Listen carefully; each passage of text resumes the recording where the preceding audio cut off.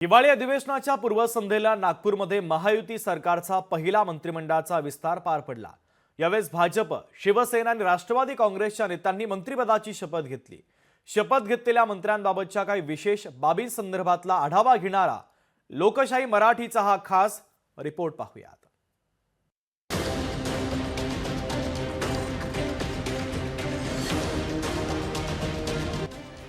राज्य सरकारचा मंत्रिमंडळ विस्तार, 33 कॅबिनेट तर 6 राज्यमंत्र्यांनी घेतली मंत्रिपदाची शपथ। भाजपचे 19, शिवसेनेचे 11, राष्ट्रवादीच्या 9 आमदारांची मंत्रिपदी वर्णी। राज्य सरकारच्या मंत्रिमंडळाचा शपथविधी अखेर नागपूरमध्ये हिवाळी अधिवेशनाच्या पूर्वसंध्येला पार पडला। भाजपचे प्रदेशाध्यक्ष आणि आमदार चंद्रशेखर बावनकुळेंनी पहिली शपथ घेतली आणि शपथविधी सोहळ्याला सुरुवात झाली। नागपूरमध्ये राजभवनाच्या बाहेर मोठ्या दिमाखात हा शपथविधी पार पडला। नागपूरला मुख्यमंत्र्यांसह 2 मंत्रिपदं मिळाली आहेत। मुख्यमंत्री देवेंद्र फडणवीस, भाजप प्रदेशाध्यक्ष चंद्रशेखर बावनकुळे आणि शिवसेनेचे आशिष जयस्वाल हे नागपूरमधून मंत्री झालेत, तर विदर्भातून 7 जणांना मंत्रिपद देण्यात आली आहेत।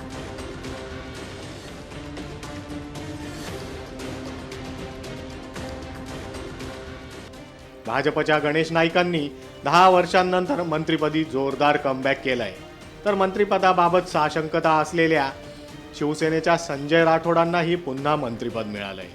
मी गणेश रामचंद्र नाईक ईश्वर साक्ष शपथ घेतो की मी संजय प्रमिला दुलीचंद राठोड ईश्वर साक्ष शपथ घेतो की मुंडे कुटुंबातील भाऊ बहिणीलाही मंत्रिपद मिळालंय।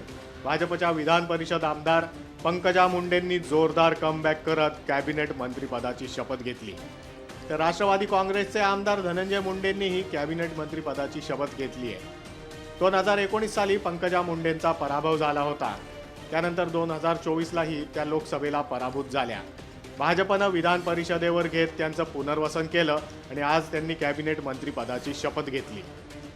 मी पंकजा प्रज्ञा गोपीनाथ मुंडे ईश्वर साक्ष शपथ घेते की मी धनंजय रुक्मिणीबाई पंडितराव मुंडे ईश्वर साक्ष शपथ घेतो की भाजपचे उच्चभ्रू मतदारसंघातील म्हणजेच मुंबईच्या मलबार हिल येथील आमदार मंगल प्रभात लोढा यांनीही शपथ घेतली, मात्र त्यांची शपथ विशेष लक्षवेधी ठरली। त्यांनी चक्क संस्कृतमधून शपथ घेतली। मी मंगल प्रभात गुमान्म लोढा ईश्वर साक्ष कृत्वा अहम शपथ करोमि यत। नारायण राणेंच्या घरात मंत्रिपद कायम राहिलंय। नितेश राणेंनी कॅबिनेट मंत्रिपदाची शपथ घेतली आहे।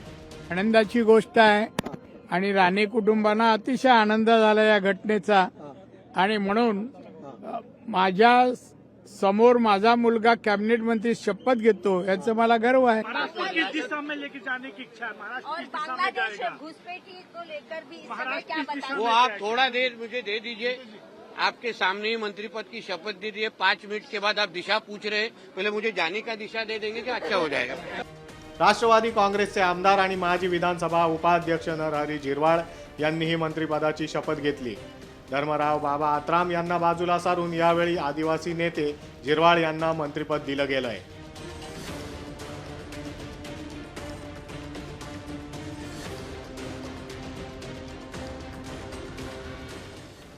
शिवसेनेचे नेते भरत गोगावले हे 2022 सालापासून मंत्रिपदाची वाट पाहत होते। त्यांनी कोटही शिवून ठेवला होता। अनेकदा मंत्रिपदाची हुलकावणी मिळाल्यानंतर अखेर आज त्यांनी मंत्रिपदाची शपथ घेतली।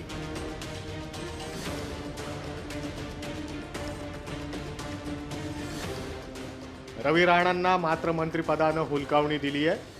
महाविकास आघाडीच्या काळात अमरावतीत 2 वेळा मंत्रिपद गेलं होतं, मात्र महायुती सरकारच्या काळात एकदाही मंत्रिपद मिळालेलं नाहीये।